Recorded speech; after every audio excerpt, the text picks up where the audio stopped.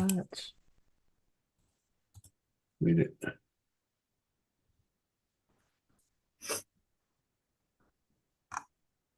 Hello there, and welcome to the Hawkeye Hotspot here on HawkFanatic.com. It is Thursday, March the 14th, a little bit before 9 a.m. Central Time. I am Rob Howe, joined by Scott Docterman on location in Minneapolis. Boots on the ground. Iowa men's basketball kicks off the Big Ten tournament, or tips off the Big Ten tournament tonight, 5:30 Central Time against Ohio State.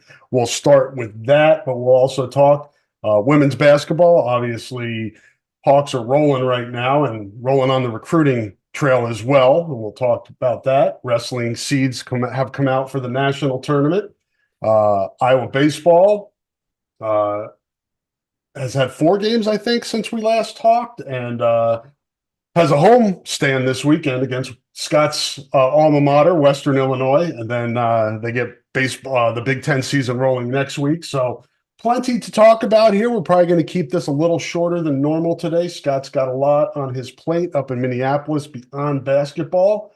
How are things, Scott? How you been? It's good. It's shocking weather. I've been here in Minneapolis in the middle of March before, and it's never been this warm. So yesterday I wore a jacket to the arena. I walked over. I'm only about 4 or 5 blocks away, and it was like, wow, I don't even need a jacket, and that's so rare up here, as we know. But overall, neat setup. I think the games they weren't greatly attended. They were okayly attended, if you want to say, for 11 and 14 and 12 and 13. Wednesdays in the Big Ten tournament are friends and family day. Yeah, exactly. Plus, you're talking about the 3 most distant teams and the worst team. When you have Maryland playing Rutgers and Penn State, which needs no introduction to bad attendance, playing Michigan, which is having its worst season since the middle 60s. And, you have that in your first 4.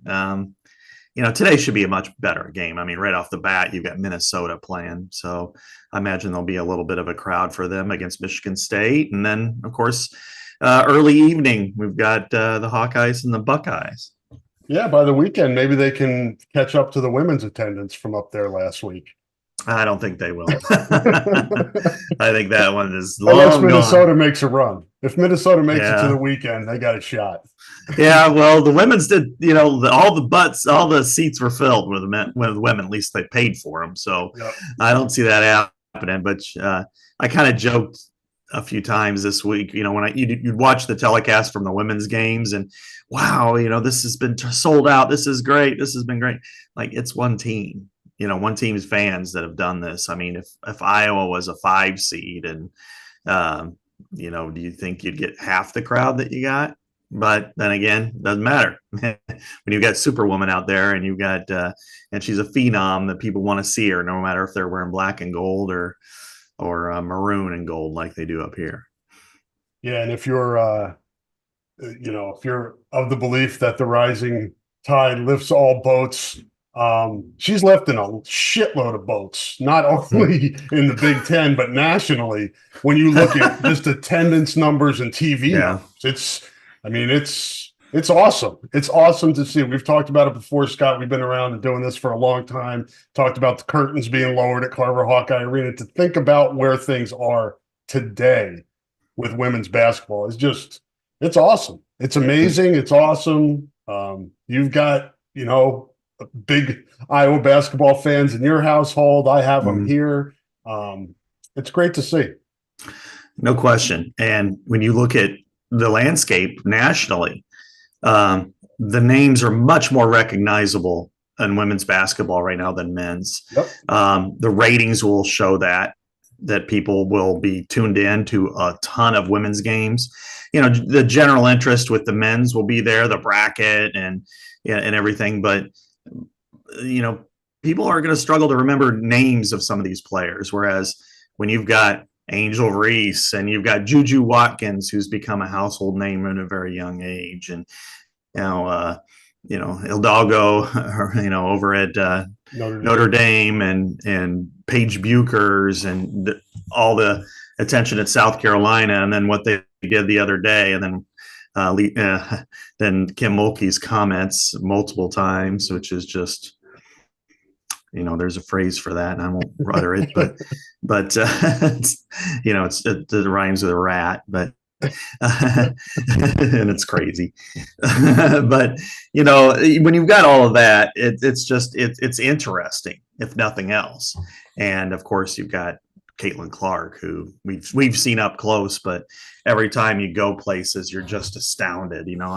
I talked to a couple of Penn State players last night about her, and it's like, they're like, yeah, I make sure I watch her, not in person. They didn't play, but people know of her and are interested. And they were just blown away by like Steph Curry, tweeting at her and everything. So it's a phenomenon that we'll never see again. I mean, they may, maybe the incoming player is Addison Deal is going to be as good. I shudder to say that, but maybe she'll have similar impact on the floor, let's put it that way, but nobody will have the kind of impact that Caitlin Clark has holistically in this sport.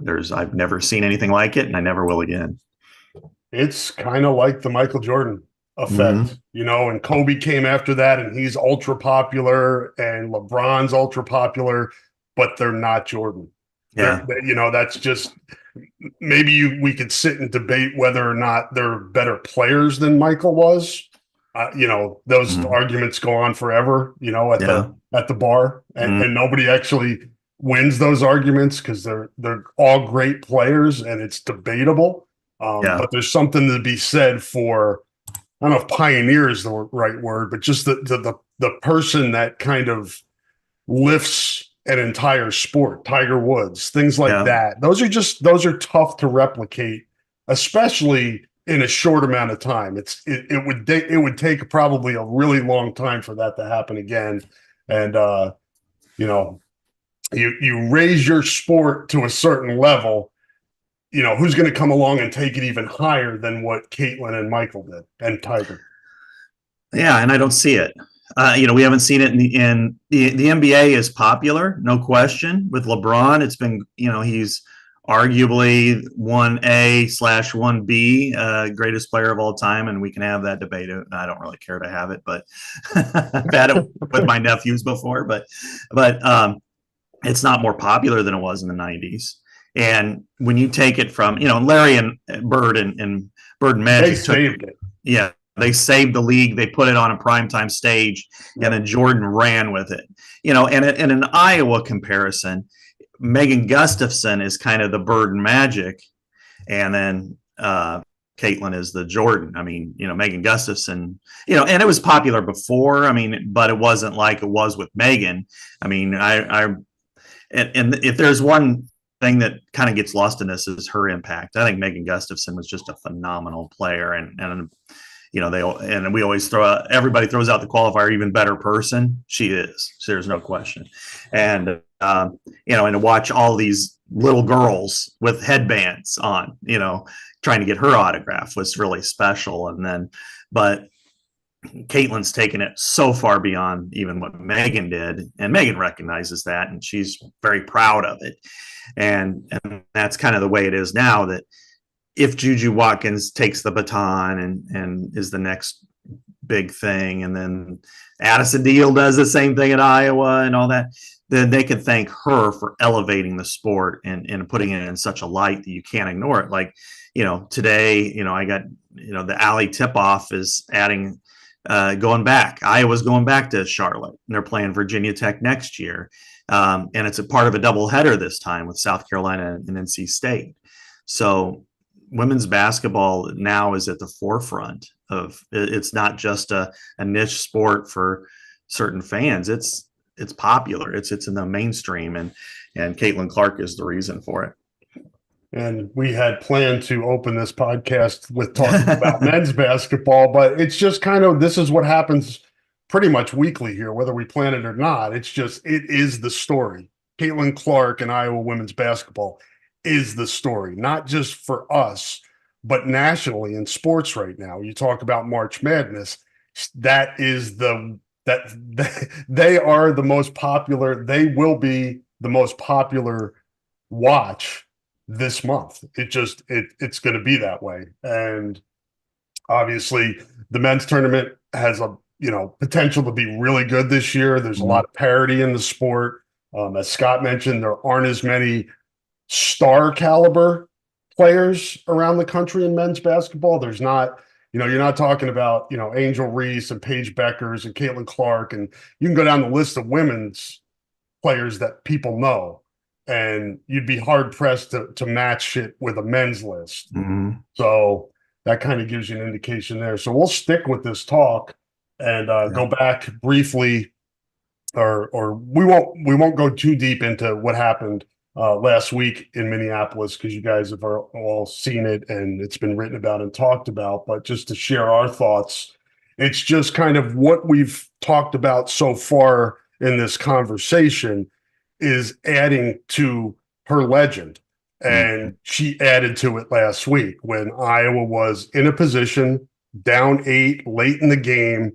They needed a play. She had one of her worst performances in a half in the first half, but when it was time to win the game, she was there and she made the big 3 and got them going, and the rest is history. And it just, 3 in a row, 3 MVPs in a row. Just again, it's all going to be. You think about every game she plays almost now, Scott, she's breaking some type of record. Mm-hmm. I know, the 3-point record, the assist record, the scoring record, the tournament scoring record. I mean, on and on and on and on, and we're here for it. It's really amazing. And as you said, if there's a chapter, who knows what the next, one game, all the way up to 6 games left in her career. I think she has a minimum of 2, and I think they're both going to be at, Carver Hawkeye Arena, which will be in its own emotional roller coaster. I think the second one in particular. But if there's a game to kind of put in a Caitlin Clark time capsule and dig it up in 20 years when they have a reunion for this, it may be Sunday's game, because as you said, I mean, she was dreadful in the first half. She had 4 points. She was trying too hard. This is really the first time I've seen her press so hard that it was really affecting her game. She was short on her threes. She was making passes that were not there. Nebraska was clearly the better team in the first half because of the way that Caitlin was playing. I mean, she was a detriment on the team.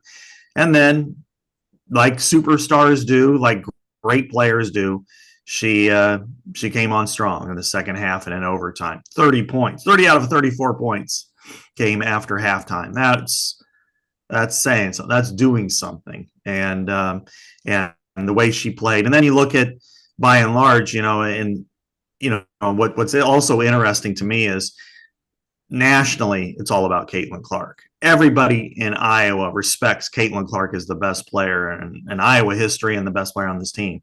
However, she's not the most beloved player locally. And it's not because she's not beloved. She is. But when you start to bring up with fans, Gabby Marshall, Kate Martin, Hannah Stokey, Molly Davis, Sita Falter, they are beloved just as much as she is. That's why you look around the arena during regular game days, and there are nearly as many shirts for them as there are 22. And so for the seniors to have their big moments, I mean, Kate Martin, it's like, I could just see a ray gun shirt, it's like, I can't believe they left her open, for those 3-pointers. And then Gabby with the block, the rebound, looked like a steal, but what was truly a block and a timeout. I mean, what a signature play to her career. And so it was the contributions of everybody that fed into that. And that's why, they're champions for the 3rd straight year. Yes, I would say America and beyond loves Caitlin Clark, and Iowa loves Caitlin Clark as well, as Scott said. But Iowa fans love the Iowa women's basketball team as a whole, everybody on it. And I don't think, everybody has their favorites, as Scott said, but it's more about team-wise for Iowa fans, whereas Caitlin is kind of the show for non-Iowa fans, and that's what draws it in. And they work together, and that's what creates that popularity. And again, it's awesome to see. The bracketology, Scott, take this for what it's worth. The 68 team bracket, I believe Charlie Cream from ESPN does this. He has Iowa obviously hosting the first two rounds, playing the winner of the play-in game of Sacred Heart and Holy Cross. So that's an interesting matchup, Sacred Heart and Holy Cross. And then the 8-9 game would be Florida State and Alabama. Don't know a ton about those teams, but they're Power 5 conference teams, and play good competition, both in the ACC and the SEC. So probably similar to what Iowa got last year with Georgia. If it makes to the second round, and that Georgia team was tough, that was a tough game. That's not a layup in the second round. I know people think Iowa's obviously going to be a heavy favorite. And I mean, you'd be hard pressed to find a better home court advantage in the country when it comes to playing those first two rounds. So that's also a huge advantage. But Iowa will have to play well in that second round, no matter who it is, whether it's Florida State, Alabama, or somebody else. Yeah, exactly. Last year, they were a 2, which is a different dynamic. Yep. But you think of a Nebraska, which might be a 7 or an 8 or a 9 or something like that. And the way they played, they had good players. And, these are teams with 20 wins. They play in an athletic league. And, both of them are athletic. I think both are outstanding. In fact, they're probably deeper leagues than the Big Ten. I think the Big Ten has, 2.5 frontline teams, depending on the health of Indiana, and the rest are good teams. But, so yes, Iowa's going to have to play it, a good game to win. And last year it struggled with Georgia. Georgia had, and you think about the length that those teams have versus Iowa. You think about the athletic ability in the backcourt that those teams have on Iowa in some respects, but neither one has number 22. And Iowa's home court advantage and veteran play should be, front court, and you wonder, those types of teams, what are they going to be like when they walk into Carver Hawkeye Arena and they see the stands just monstrously packed, and they're rooting at, cheering for their home team. I mean, they're probably going to be a little bit in awe, frankly, no matter who it is. They're going to be like, wow, this is amazing. Florida State came to Iowa City last year and lost to Georgia. And so, it's going to be interesting to see how it comes together. I mean, that first game is going to be a 50-point win. I mean, there's just no way, and I'm Catholic, but I don't think, I think Jesus will sit that one out. He's got more important things to do than worry about Holy Cross or Sacred Heart coming to Iowa City. But the next one, if Iowa plays poorly, it could be a game, and you do not want to get in that situation because then the pressure flips to you.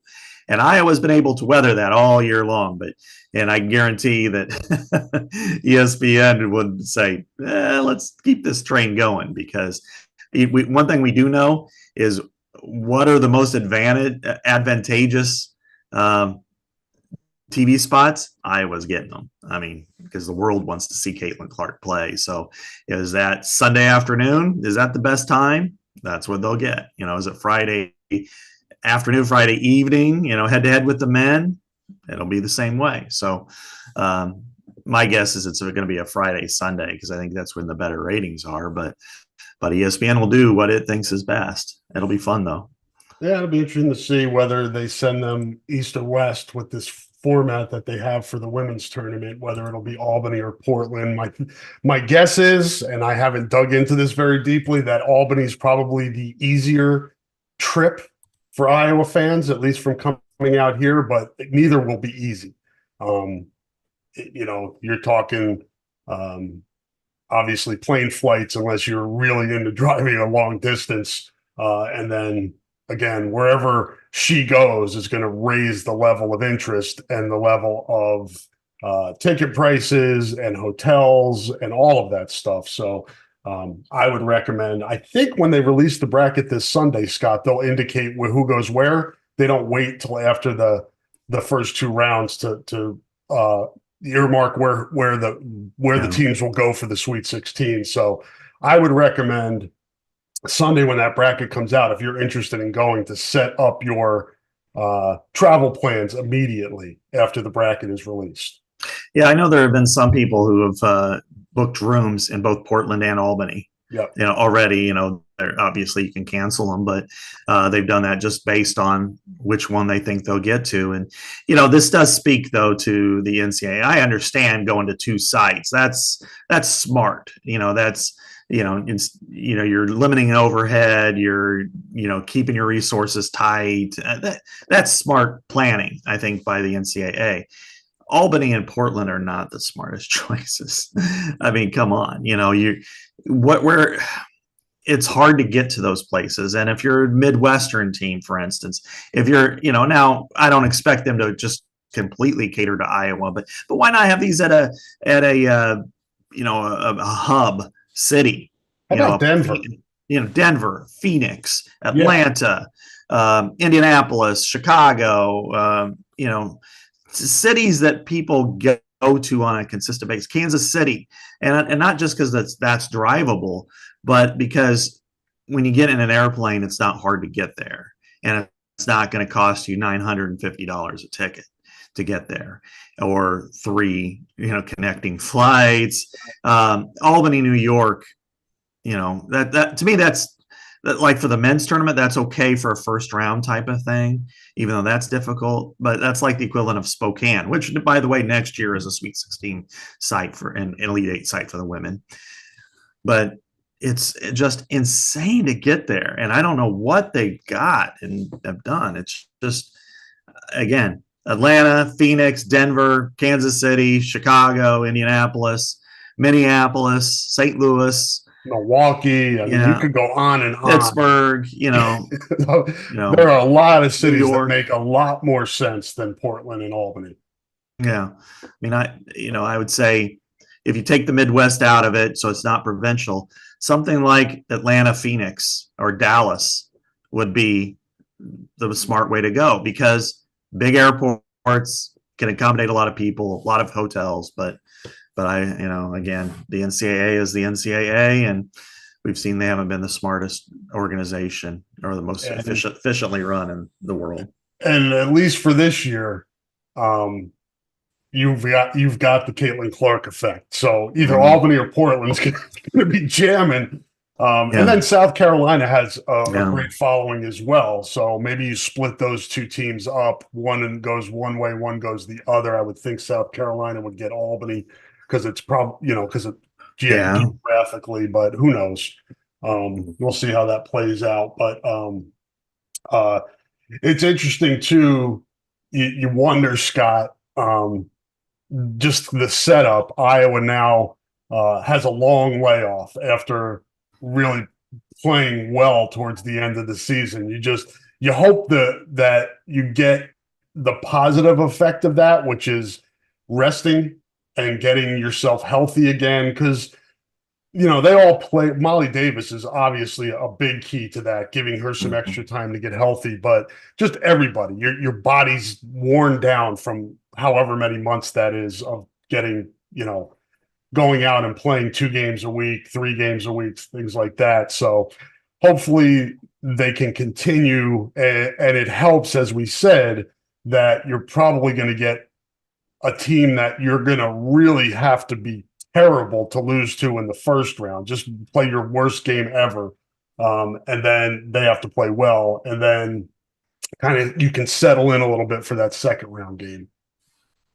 Yeah, I mean, we saw a little bit of that with the men, and I know we can talk about the men after this. And with having 8 days off, it seemed to affect them a little bit. But in particular, this one, I do think it's probably been well received, because they've not only played so often, 3 games in 3 days, and I think Chad Leistico had a column about just you're talking about spring forward day, and they're playing at 11. Which is really their body clock is 10. And then you think about Nebraska playing 4 games in 4 days and then playing at 10 a.m. And then they're in overtime. And, that's just a lot of stress on the body. And for them getting that rest and just, I'm sure they're practicing. I know they're practicing and but also in getting up shots and stuff, but just being able to just kind of reform their body a little bit. But I think the other factor is, this team has been in the spotlight for so long. Yep. We talked about them all off season. Caitlin, of course, is in the spotlight throughout. Then you get to the Kinnick Stadium game, exhibition, and then throughout the whole season, every game is sold out. There's such a spotlight on this team that I think it probably helps them. It's spring break for one, but also just to get out of that. Nobody's clamoring for interviews now. They're able to kind of do their own thing for a week, and then Sunday they'll find out the bracket, they'll have the reveal, and then they'll start their normal NCAA tournament week at home. But overall, this is probably healthy for them. I mean, they're still young women, they're still students and college aged people. They're not professionals, so to have this kind of entourage around them all the time, at times it can get a little draining. So I think it's probably good for them to take a step back, go to their homes, hang out, maybe play video games if that's what they do. I know Caitlin likes Fortnite and or read or do some homework, even though it's spring break, or maybe go see their family for a couple of days and get out of it. And then they have kind of a soft entry, which I think is helpful for them.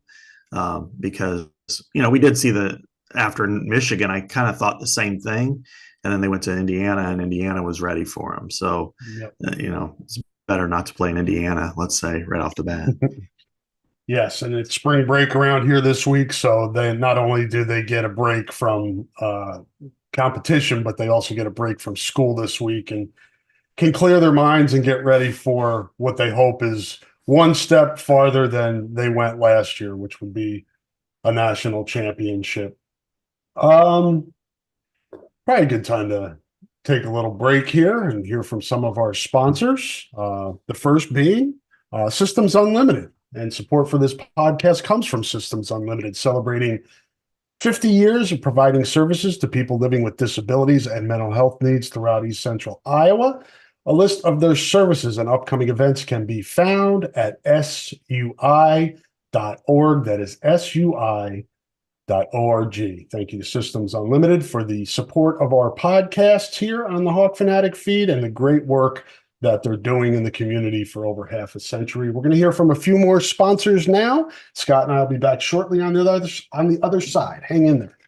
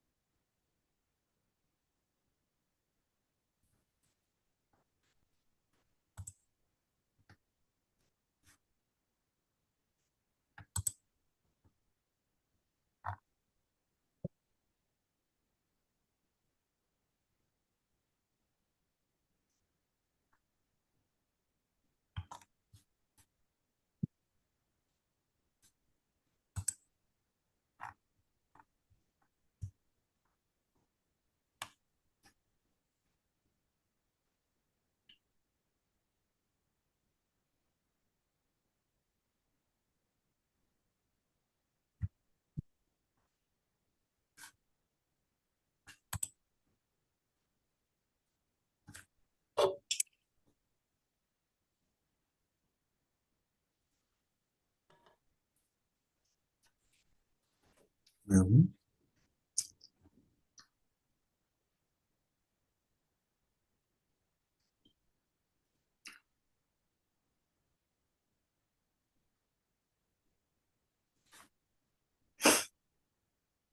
And we are back here on the Hotspot podcast. Thanks for hanging in there. I think I've lost one of our ad reads, and I apologize for that.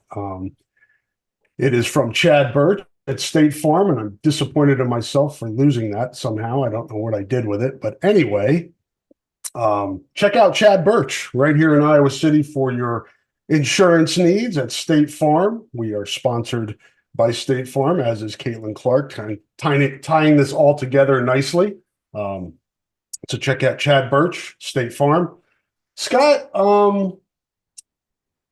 let's flip over to men's basketball now. And as we touched on during the women's basketball conversation, um, not a good end to the season. Just really flat at the beginning of that game against Illinois on Sunday, senior day. It's kind of that formula that we've seen before with Iowa, right? The kryptonite, if you will. Missing shots they normally make early in that contest, leading to scramble situations and transition defense for Iowa. That's not a good thing. And Illinois built a big lead early, and I give Iowa credit. It fought back to get back into the game, but just could not overcome that beginning when it got down, whatever it was, 17, 19 points, whatever the heck it was, 20 early. And just, you can't do that. I mean, Iowa needs to make shots so it's not put in a compromised situation defensively. And that was just not the right formula. We've talked a lot in football about complementary football, and it's not putting your defense in a bad situation. It's the exact flip with men's basketball. You've got to be good on offense to not put your defense in a bad situation, and because the defense is where it will struggle. And in this situation, Iowa missed its first 10. It just started out losing 22-4, 30-9. It was like, oh man, you couldn't have drawn up anything worse, especially against a really talented team. I think Illinois is clearly the number 2 team in the league. I think you could throw 3 to 12 and put it in the same jug and just shake it up, and one of them comes out and you're not surprised. But not, Illinois, Terrence Shannon did a number on Tony Perkins. It was just a really damaging early go. And what's really unfortunate about it, Rob, is that you have a skeptical, in some case cynical fan base when it comes to men's basketball that's starting to inch its way back. Okay, maybe we'll watch this team. Had a sellout, and all the seats weren't full, but it was a sellout. And it wasn't dominated by orange either. I mean, there was a lot of orange in there, but that was mostly Iowa fans. Yeah, I mean, it looked like I called it a bespeckled piece of candy corn, because the orange and the gold mixing together. But you had the opportunity, and this was your biggest game. You win this game, it's not to say you're automatically in, but man, it's, you've solidified yourself as being a team that has to be pushed out of the tournament. And instead, they lay their biggest egg, and they don't play well, and they're flat. And they tried. I'll give them credit. They tried. They came back. They cut their deficit to 4 against a really good team. But that's a lot of coming back against a really good team. And Illinois has some dudes, some NBA dudes. And I think that's, and then scoring 61 points, their season low, is just a killer. And now you look at the tournament, and you look at the bracket, you look at, we're fully square on bracketology and everything.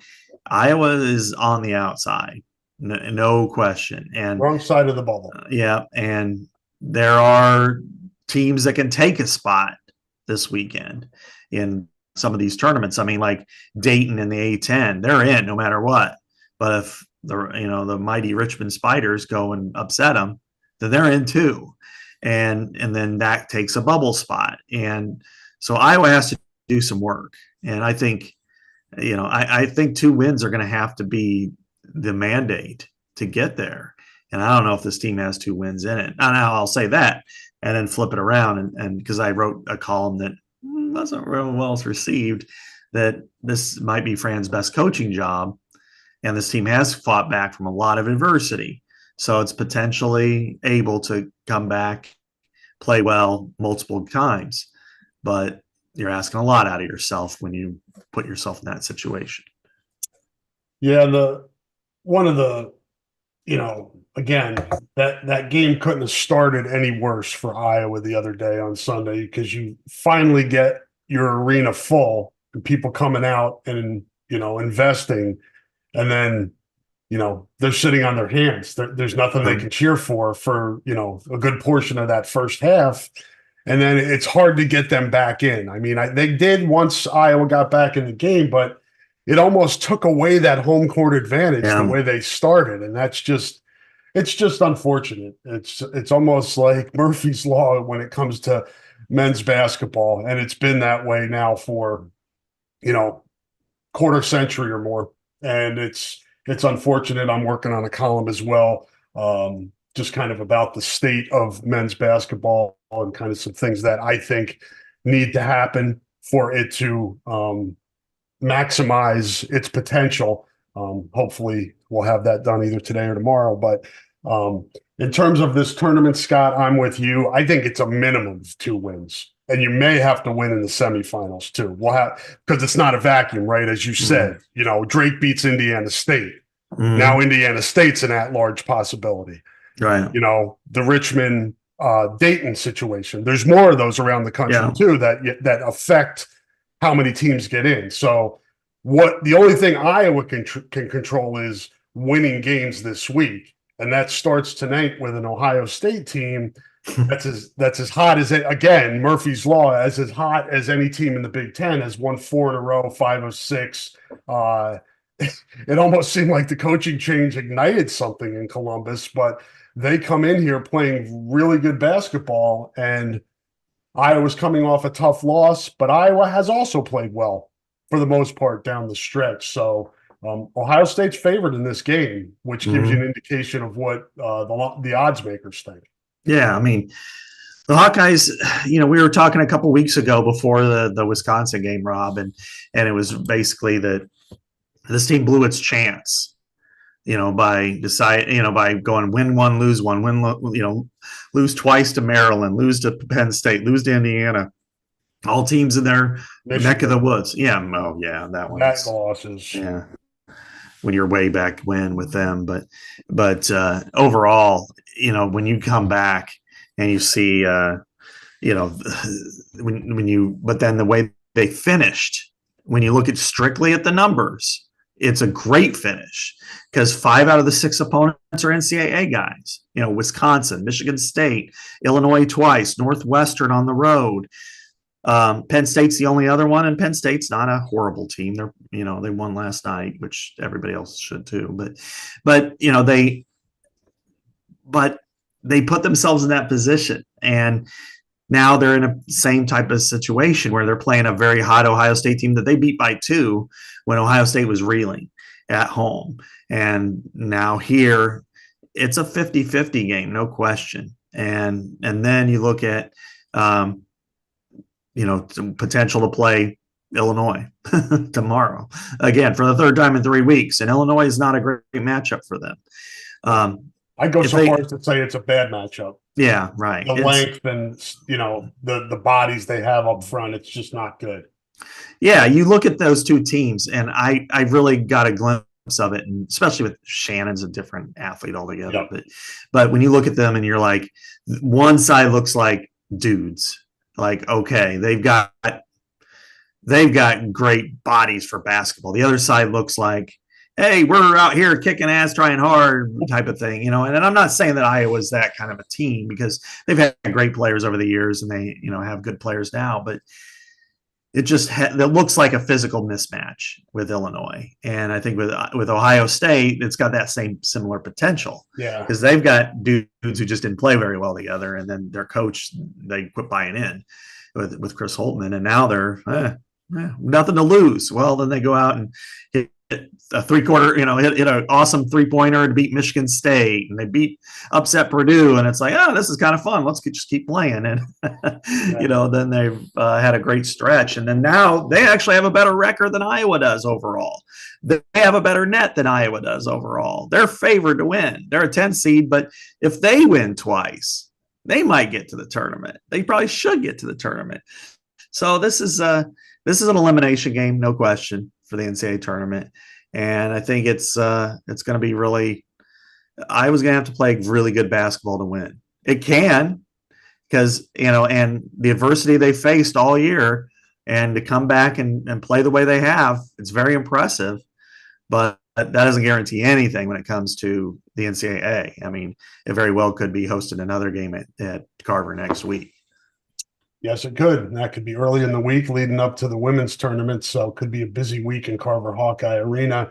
As Scott said, Ohio State is 55th in the net as we sit here this morning on March the 14th. And Iowa is 59. So 4 spots behind Ohio State. Ohio State is combined 6-11 in quad 1 and quad 2. That's pretty good.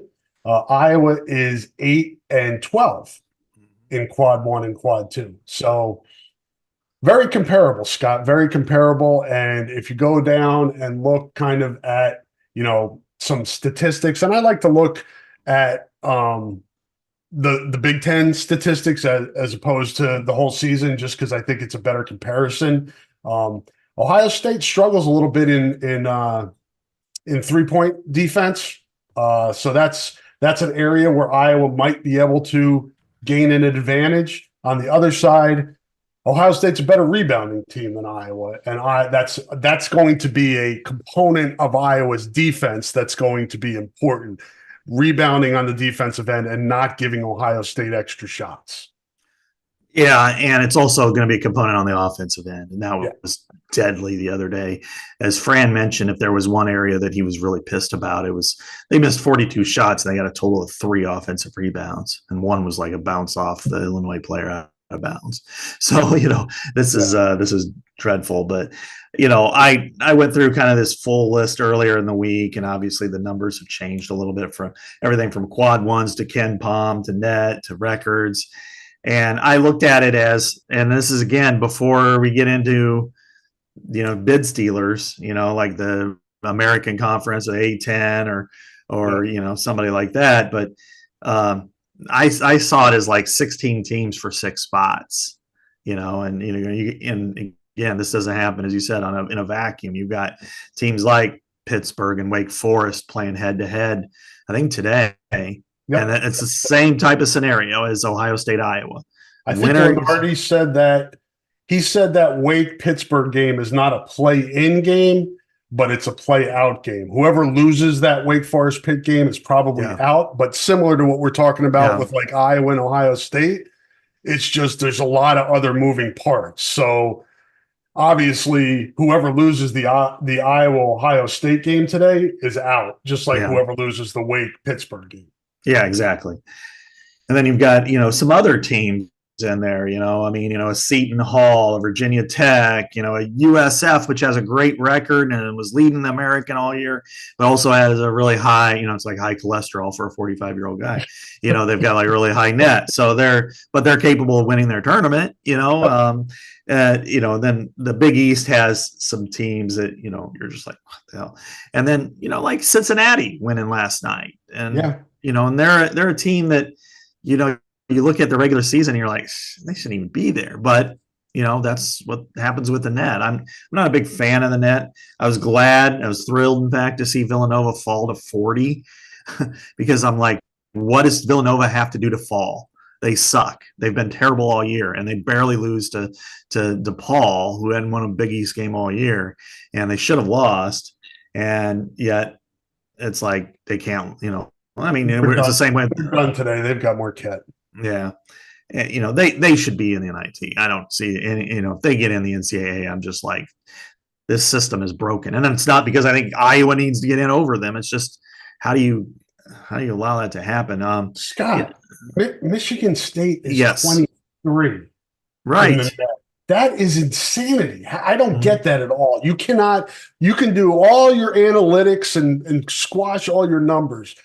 To me, the system is messed up with Michigan State at 23. Exactly. I was going to bring that up. Michigan State and Wisconsin. Yeah. Both of those teams, it's like, how are they that much higher than Nebraska and Northwestern? I mean, Michigan State, there for a while, they couldn't win, and they're not falling. And it's like, why? What is going on here? And so the system to me is, we there was a lot of complaints about RPI. This is worse. This is way worse. So I don't know. Hopefully that it's just a data point. It's not a You know, Hopefully people at least, there's a committee that has eyes. yeah, Hopefully right. they use them. Yeah, exactly. It's like, this team has not played well. Let's see what, and when you peel back the layers of the onion, then you're like, Yeah.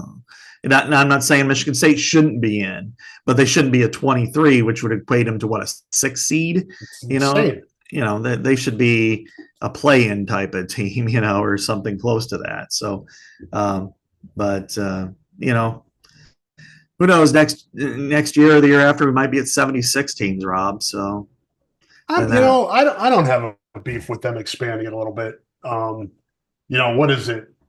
How many bowl teams are there? What's the 80 percentage of, some.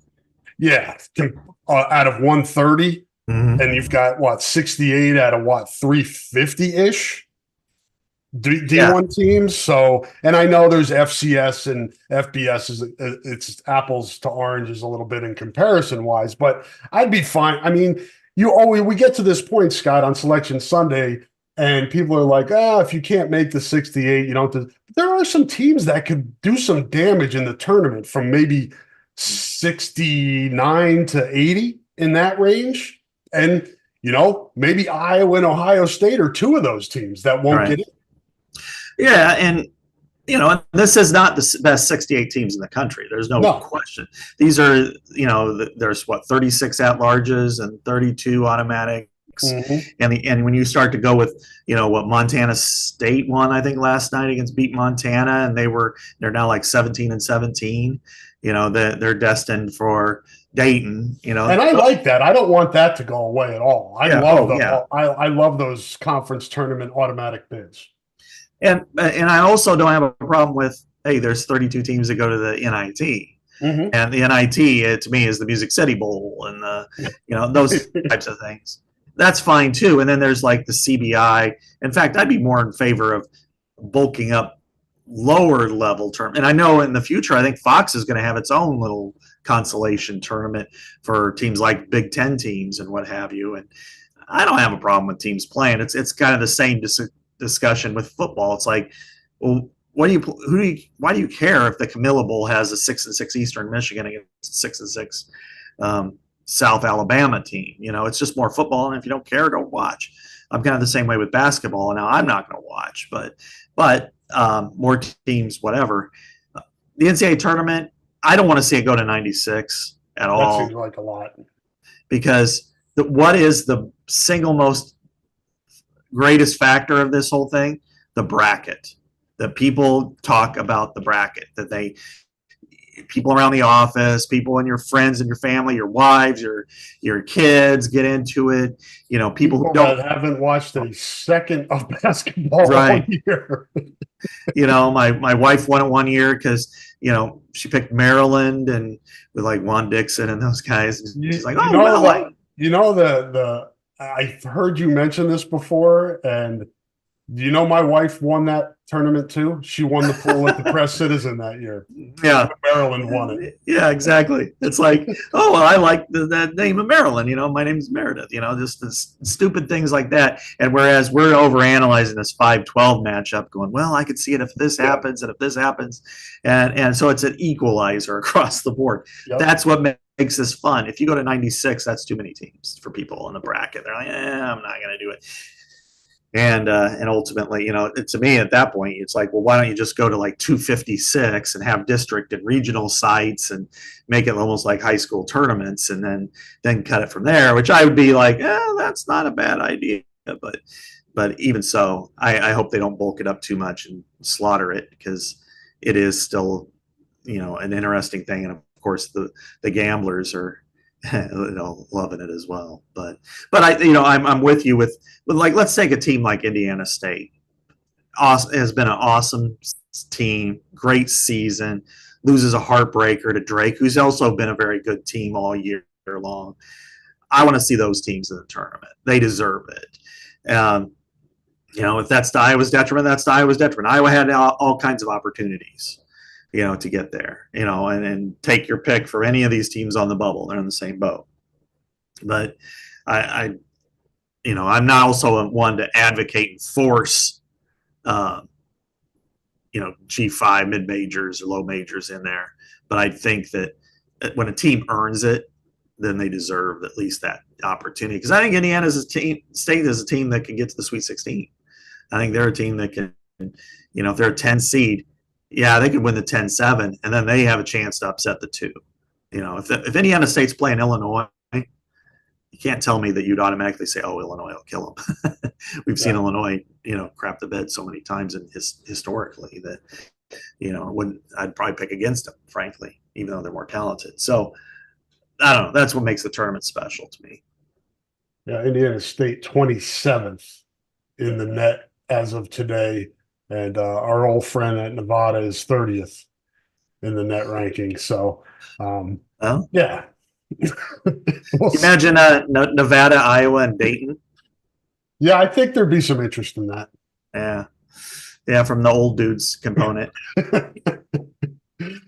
Yes, and I saw Oakland back in the NCAA tournament. Greg Campy, another historical figure in Iowa men's basketball for his press conference when they played here. So all those things kind of tie together. It's fun. I wonder if he'd be allowed back to compete against Iowa men. Now that they have a practice gym. Yeah. Now that all the people that were available then are no longer there, as opposed to the god awful North Gym. Yes, I kind of got it then. I get it now too. In our women's basketball discussion, Scott, we kind of touched on it a little bit, but I wanted to kind of focus on it here for just a few minutes. The Caitlin Clark effect, the Iowa and the success of Iowa women's basketball, as you would expect or hope, has helped them on the recruiting trail. Mm-hmm. They've got a really good class coming in with this 24 group. Aaliyah Guyton, Ava Hayden and company, and really a key addition in the 25 class. For those that don't want to do the math, those are high school juniors now, the 25 class. I have one at my house, so it's easy for me to remember. But Addie Deal, a guard, 6-foot guard out of Southern California, Mater Dei High School in Southern California, I think 13th ranked by the ESPN Hoops Girls rankings, 13th in the country in that class. Watched the video I could watch of her, Scott, and she looks like the real deal. My one apprehension here is the comparisons. I get it. She wears her hair the same as Caitlin. You watch the video, there are certainly some similarities, and I would expect to continue to see Caitlin Clark's game in the recognizable in high school kids now and kids coming up. Why wouldn't you want to emulate what she does? I just hope that it's not too much on Addie Deal. The comparisons aren't too much, that she's the next Caitlin Clark. That is too much to me. Yeah, I know that's going to be a discussion, but I think that's going to be more of a shallow discussion. I hope so. I hope you're right. I think it's going to be more of the people who don't pay attention that much, and it's like, oh, she's the next Caitlin Clark. Well, no, she's a big deal. First of all, she's the real deal. She's the real deal. She's a big deal. She's Addie Deal, and I think that's something that people need to really, kind of glom onto. Is that this is a top recruit in the country with an offer list that's like, whew, and she picked the University of Iowa. She was there for the Ohio State game, and if you're recruited there for the Ohio State game, you're going to pick Iowa. That makes sense, right? But I think also, people need to slow their comparisons. I think it's good that there's a year removed. Agreed. Because if she was coming in this fall, then that would really tie things up. This is kind of that transitional year coming up anyway. As you mentioned, they have some great players coming in, but like Guyton is injured and everything. So it's going to take this is probably a year where they get to the tournament. That's a pretty good year. Taylor McCabe is not the same player, but she's a really good 3-point shooter. She'll probably be that type of a role. but then Addison Deal comes in, maybe Chad Greenway and Jenny Capista's daughter comes in, and then they could be off to the races again. But I'll tell you what, the Caitlin Clark effect is fully there when it comes to women's basketball, because without her, without that environment, do you think she comes to Iowa City when she's from Southern California, and USC and UCLA have all this, and even in the Stanford, they're playing in the ACC, but you have all these opportunities on the West Coast, and you still come to Iowa. That's pretty impressive. I think the big takeaway, Scott, is even though this is a singular moment in time that won't be matched, this Caitlin Clark era in Iowa women's basketball, her reach and her ability to expand Iowa's reputation as a destination for the top women's recruits in the country ensures that this is going to be a competitive program for quite a while if the recruits they're getting live up to the advanced billing and reach their potential, which is always, it's not 100% guarantee, but I'll take the teams that get the really good players from high school any day of the week. Yeah, those are the teams that tend to do well. Because even if they fail, even if one of them slips, we've seen it in men's basketball forever. It's like a Duke or a North Carolina or Kentucky, even. It's like, this 5-star didn't live up to expectations, but the next one will. And I think that's kind of the same case here. And Lisa plays a style of basketball that people want to play. It's up and down the floor. They're scoring 90 plus points a game. She doesn't say whoa to a thoroughbred with Caitlin. If you can play like Caitlin, she's not going to say whoa to you either. They have a lot of freedom, and going forward, it's if they continue this level of success, or when Addison Deal and when the others come in too, and the ones that replace this elite group. Replacing Caitlin Clark is going to be really difficult this coming year, no question. I think you might be able to make somewhat of a comparison between like the stretch of men's players leading up to this season and, the guys that left the program, Luca, Joe Wieskamp, the Murrays, to kind of what's going to happen with the women's program. Not the same because there's no Caitlin Clark there, but next year is going to be a transition year, like you said. Yeah. Kate Martin is the glue in the guts. She's kind of like Connor McCaffrey, except her scoring prowess is a little higher.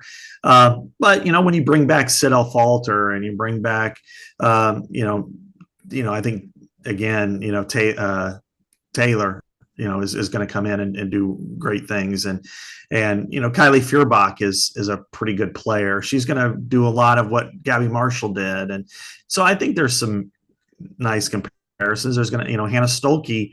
I think by the end of this year, the last month and a half to 2 months, that she's played at the same or better level than Monica Zanano or McKenna Warnock did. She doesn't do the same thing at all. Just a different player. Different player, but her effectiveness has been in the same ballpark. So they've got the guts of a good team. It's probably a lot like last year's men's basketball team, that they still have really good, foundation left over. It's a tough loss, but they'll overcome it and they'll be competitive. Yeah, no doubt. I would expect it to be an NCAA tournament team. I don't think it's going to drop off. I don't think it's going to be a precipitous drop off. Obviously, you're not national championship contenders as they are this year. But again, I think this program is at a level now where it can sustain. And the support will be interesting too, Scott, because for the men and the women, the NIL is not going away. If anything, each year teams are going to lean on it, and programs and athletic departments are going to lean on it even more to be able to rebuild and fortify their programs. And it'll be interesting to see what the men's and women's basketball teams at Iowa can do in terms of maybe attracting some players around the country that are in the transfer portal. This is what's scary though, Rob, and not to go on too much, but how much of this how much are the fans going to feel squeezed by this? Yeah. You know, they've already been donating. They've been going to the eye clubs. They've been getting tickets. They've been doing all this. And now they don't have a problem with, the 100 years, $100 a year to subscribe and get involved. And, but then, asking for more for football, for men's basketball, for women's basketball. Then there's the wrestling component, and then baseball's behind. And it's like, after a while, it's like, we're all tapped out. That's when you're going to see the athletics department's going to have to start funding the bill, and that's going to happen. It's going to happen soon. It's just a matter of when, because and the athletics department, as we saw with Gary Barta, I don't think he was real interested in competing with the collective.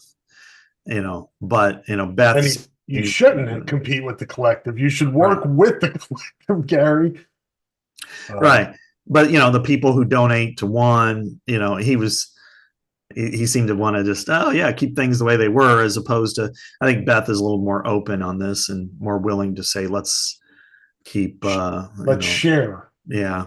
Because there's only a certain amount of money that's going to come in. You can't just, what are you going to reduce ticket prices so they can donate more to the collective? Now you're taking money out of the athletic department. So there's only so much money to go around. Yeah. And I think, one thing we will see, and this is a prediction more than anything else, is you're going to see the facility boom come dramatically down. And the reason why there was such a big boom is because that's what they couldn't spend their money on, the players. So, now they can, now when you got player payments, it's like, instead of, all right, we need to build an extra room for them to play pool and be in the sauna while they're playing pool. No, we're not going to see the Taj Mahals built as much anymore. No, golden toilets that, do all the business for you. You're not going to see all that. The thing in this situation, Scott, is Iowa has a facility that needs upgraded. Mm-hmm. Yeah. And that's what's going to, be fascinating. And they're going to be individual giving situations, like baseball, getting a new stadium around the field, or Carver Hawkeye Arena, refurbishing it, that sort of thing. But the capital campaigns, people are going to have to decide, and is it worth giving to renovating Carver, or is it worth getting the players to go out on the court at Carver? And I'm skewing towards the players. Get the players. Do you need? Yes, there should be a renovation of Carver. We all agree to that. But it's also a great arena for the women's games, and it's a great arena for the wrestling tournament, wrestling matches. I think you can do some things at Carver for, especially the men's basketball. That won't cost you a ton of money. And we've talked about vendors in the stands and moving the student section and ways to enhance the fan experience there that won't cost you a ton. Yeah, you need more bathrooms and things like that, but and maybe you put your money towards that. But I'm with you. I think, let's get some dudes. Yeah, dudettes. Yeah, I mean, think about if this men's basketball team had a post, a true post to go with Owen Freeman, or just a 200K player. It would be in the tournament. That's the difference. One player, but but you also got to convince your fans to give to it. Just like in football, you're able to bring back all these defensive players. You wouldn't be able to do that if there wasn't a collective, if there wasn't a program bringing this money in, and they're going to have to, and you're going to have to fill that bank every year. It can't just be a one-time, hey, I'm going to give them 100K for this. Well, there's next year, because there's more players next year. It just doesn't carry over unless you want to endow a NIL scholarship or something. Yeah, it's fascinating and ever changing, and something that we've talked about, since on this podcast, going back to, this isn't new discussion for us. We've been discussing this for years, that the piece of the pie and the puzzle that has to happen with NIL and where you're allocating funds is an ongoing process that, will continue into the future. And we'll discuss it more on this podcast. We don't have much time here. I want to let Scott get to some of his interviews. I just want to hit on the Hawkeye wrestling seeds really quick here before we get out, and we'll preview the tournament, in next week's podcast, the NCAA or the NCAA championships. But going through real quickly here, the Hawkeye seeds: Drake Ayala is a 3. I'm not going to give you weights; you guys can figure it out. Brody Teske is 15. Real Woods is 3. Caleb Rathjen is 13th. Jared Franek is 10th. Michael Caliendo is 6th. Patrick Kennedy is 12th. Zach Glazier is 7th. And Bradley Hill is 25th. And I saw somebody, Scott, work out the points, and it was not good for Iowa if you're going based on seeds. So Iowa's going to, and this isn't like breaking news, Iowa's going to have to wrestle above its seeds. And the way it's wrestled to this point is the reason why its seeds are as low as they are. So it's all connected. This is it. This is Iowa's last chance, Scott, to do something this season of significance and maybe get some momentum going into the future. Yeah, otherwise you're sitting here looking at, this is one of the most disappointing seasons. I think it's the most disappointing season under the Tom Brands era. And there are reasons and factors, and we all know them. And you know what? We're not going to have to talk about them because we've already talked about them all year long. And they don't accept excuses, so we're not going to give them any. The players, the wrestlers have underwhelmed on the mat. Real Woods started out the season number 1. He's number 3. He has not, been the wrestler that they want him to be. Guys like, Jared Franek, at 10, he was an All-American. He needs to be an All-American here. Drake Ayala has been good, but he hasn't been great. They didn't have a Big Ten champion, and I couldn't tell you the last time that happened. It was a trivia question. They're 4th, the Big Tens. They, right now they're hanging their hat on beating Oklahoma State and Nebraska in duels. That's really the best that they've done. And interesting thing will be is if they finish behind Iowa State in this thing. Yeah, and they very well could, because they've got scorers. Mm-hmm. As we know at the national tournament, it's not just about duel where, my mediocre sophomore beats your mediocre freshman right. 6-4. This is, guys going the distance and getting to Saturday night. And I think Iowa State probably will be ahead of them, because I don't see anybody getting to Saturday night. I think they're going to struggle to get to Friday night the way some of these guys are now. Iowa, I'm sure there's going to be one that kind of bumps his way up. I'd like to see a Patrick Kennedy, for instance, really take advantage. I'd like to see Real Woods, wrestle to his abilities, Jared Franek getting up there. And then somebody like Husky had a nice run at Big Ten, something like that is what. Yeah. Get to be an All-American, Brody Teske or Caleb Rathjen or, Zach Glazier, who I think it has had a pretty good year overall. So, but still, how Iowa wrestling is. It's like second place is mediocre, third place is sucks, and right now they're below that. And that's going to change. We know it. They've got that new facility. They're Iowa wrestling. They're going to go out and get the best wrestlers they can. But for this moment in time, it's not a very good year at all. Probably a smart move, redshirting Keeter as well, and Gabe Arnold, because I think you could see the writing on the wall that this was not going to be the year. And hopefully those guys can be part of building this thing back up to where Scott was talking about, which is competing for national championships, because that's what Iowa wrestling is. Anything other than that is unacceptable. And that's kind of where we are right now. So we'll talk more about that next week as we get closer. Actually, the tournament will be starting, I believe, next week. Is it next Thursday? Yeah, I think the first round is Thursday. So. Yeah, so we'll be podcasting, and we'll kind of work things around here too, because of the women's basketball press conferences and games and things like that. The plan now is to come back at 9:00 again a week from today. 9 a.m. that is Central Time, but we'll let you know if there's any changes in that. But we're going to get out of here for today so Scott can go do his interviews with the Big Ten folks, and everybody else can get on with their day.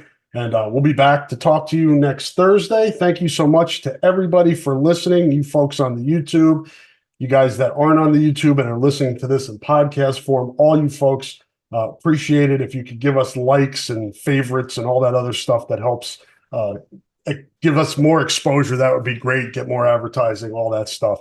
We would appreciate it. Thank you to our sponsors that we have on board already. Really appreciate their support. And Scott and I will talk to you next week. Say goodbye, Scott. Goodbye, Scott.